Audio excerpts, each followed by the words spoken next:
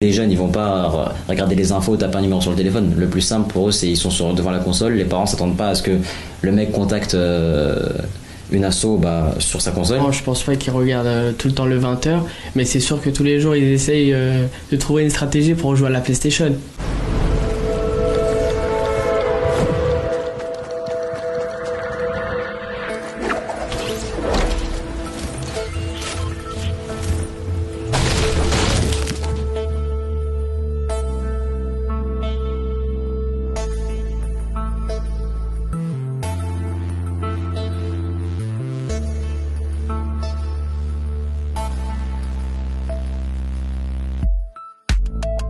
Donc en story, je leur ai dit d'ajouter le personnage sur Fortnite, l'enfant bleu, tout collé.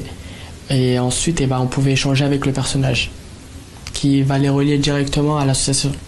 Le personnage d'enfant bleu, il est géré par les gens de l'association. Ça veut dire que quand tu l'ajoutes, tu peux directement parler avec lui, soit par message, soit par le micro.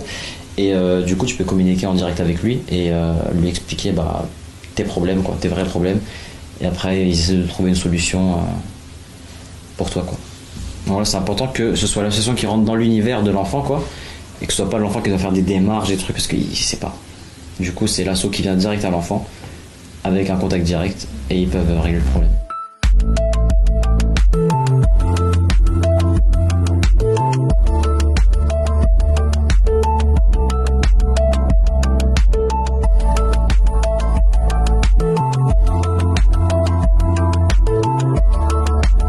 C'est ce qui est plein d'espoir pour nous et c'est ce qui nous fait dire que c'est une très très bonne piste. Il y a eu plus de 1200 ajouts de ce personnage sur Fortnite, donc c'est génial. Ça montre en tout cas qu'on a trouvé un nouveau canal pour pouvoir échanger avec eux.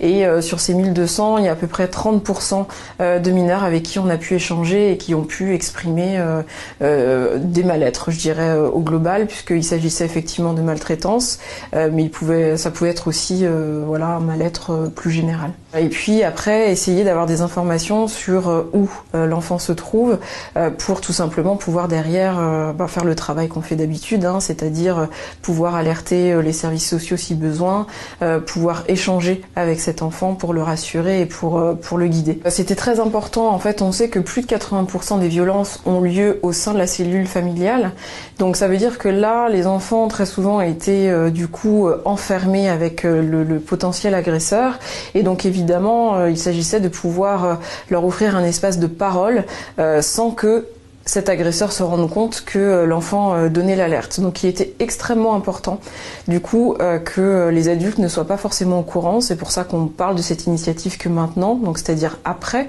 une fois que le dispositif est terminé, pour pouvoir les garder le plus en sécurité possible.